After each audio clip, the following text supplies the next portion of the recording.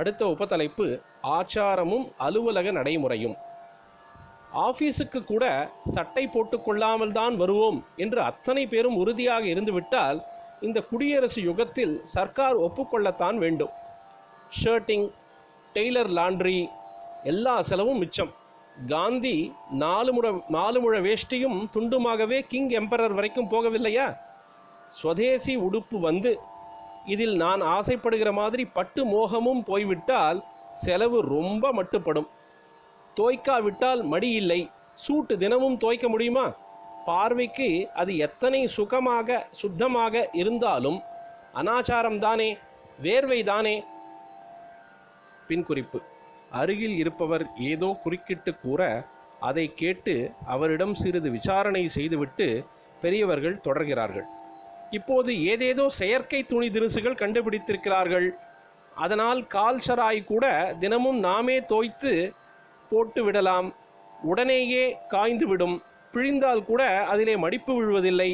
அதனால் லாண்ட்ரிக்கும் போட வேண்டியதில்லை என்று இவர் சொல்கிறார். ஆனால் இம்மாதிரி ஆர்டிஃபிஷியல் வஸ்திரமே சாஸ்திர சம்மதமானது இல்லை. பருத்தியாகவோ பட்டாகவோ தான் இருக்க வேண்டும். நானோ பட்டும் வேண்டாம் என்று சொல்லி அந்த செலவும் இல்லாமல் பண்ணுகிறேன். இப்போது கோல் தாரிலிருந்து பண்ணுகிற அநேக அனாச்சார வஸ்துக்கள் தான் பிளாஸ்டிக் இதில் சேர்ந்ததுதான் சர்வ வியாபகமாக இருக்கின்றன. நம் சரீரத்தின் மேலேயே இம்மாதிரி உடுப்பு போட்டுக்கொள்வது ஆச்சாரத்துக்கு தோஷம்தான். பின்குறிப்பு: முதலில் குறுக்கிட்டவர் மீண்டும் ஏதோ கூறியதன் மீது இவரே சொல்கிறார். இம்மாதிரி துணி வழியாக காற்று உள்ளே போகிறதில்லை. நம் சீதோஷ்ணத்தில் இது ஆரோக்கியத்துக்கு உகந்ததில்லை என்று சில டாக்டர்கள் சொல்கிறார்கள் என்று. அநேக மாசங்கள் வெயிலும் புழுக்கமுமாக இருக்கிற தட்சிணத்தில் சட்டை அவசியமே இல்லை. குளிர்காலத்தில் கூட நன்றாக துண்டை போர்த்தி கொண்டு விட்டால் போதும். சால்வைக்கு விழுப்பு தோஷமே கிடையாது, போர்த்தி கொள்ளலாம்.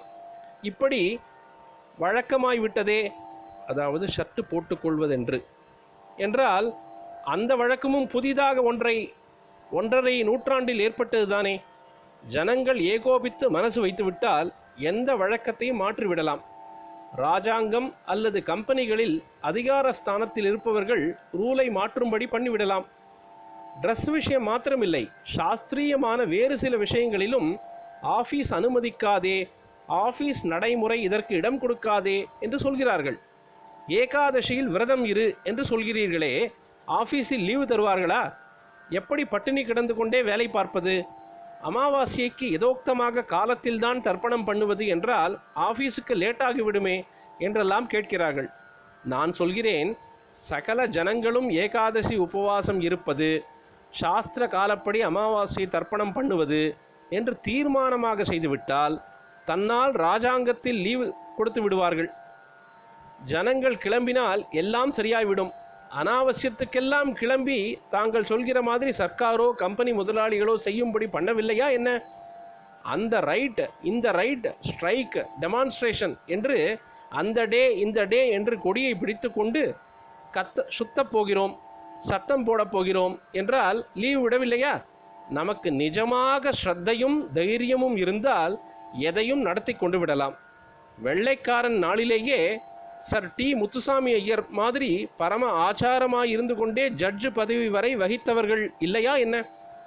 நம்பிக்கையோடு சுத்தராக சிஷ்டராக ஒருத்தர் இருக்கிறார் என்றால் இன்றைக்கும் லோகம் தான் எத்தனை கெட்டு போனாலும் அவருக்கு ஒரு ரெஸ்பெக்ட் கொடுக்கத்தான் செய்கிறது. மற்ற ட்ரெஸ் உடுப்புகளில் எத்தனை வசீகரம் இருந்தாலும் அதிலே ஜனங்களுக்கு இல்லாத பக்தியும் மரியாதையும். நல்ல ஆச்சாரசீலராய் இருக்கிற ஒருவர் ஸ்நானம் பண்ணிவிட்டு பட்டை பட்டையாக விபூதியோ நாமமோ போட்டுக்கொண்டு எதிரே வந்தால் ஏற்படுகிறது. ஆச்சாரத்துக்கென்று ஒரு காந்தி உண்டாகிறது. அது யாரையும் அப்படிப்பட்டவர்களுக்கு நமஸ்காரம் பண்ணத்தான் வைக்கிறது. அமிர்ததாரை தொடர்ந்து பொழியும். பிரதோஷ சங்கர பிரத்யக்ஷ சங்கர தென்னாருடைய பிரிவா போற்றி, எந்நாட்டவர்க்கும் இறைவா போற்றி, சர்வஜா சர்வவியாபி பரிவா சரணம், மாயப்பிறப்பருக்கும் மகாபரிவாடி போற்றி.